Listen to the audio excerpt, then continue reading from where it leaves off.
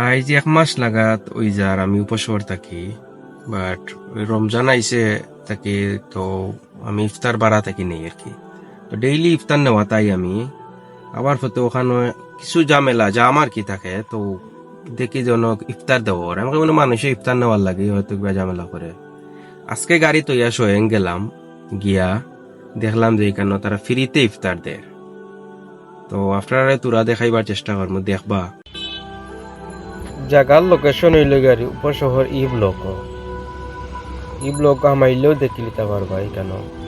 তো দৈনিকও আমার যাওয়া পরে মুখায়, তো আমি মনে করি যে এখানে কোনো দোকান বাট মানুষের বাসার নেওয়ার লাগে, দোকান জনে নেওয়ার এগুলো তো নেই, বাট মোলা ইফতারের আক্কানো খুব ঝামেলা হয় প্রতিটা দোকানও।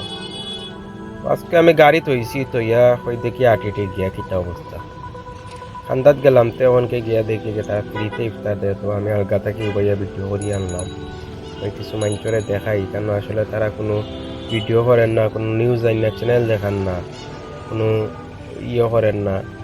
অনেক জায়গাতে আছে তো ইমলা দিরা দিয়ার চ্যানেল একটা বাজে 8টা লাগাইয়া দেখাইরা যে আমরা দিরাম ওইরো এইখানে লেখাও আছে তারা যে প্রতিদিন বিকাল 5টা 10টা কি 5টা 45 পর্যন্ত তারা ইফতার দিতে থাকে, শেষের কোনো অপশন নাই। তো যারে ফাইরা তারা তারে দিরা, এখানে ধনী গরিবর কোনো পার্থক্য নাই,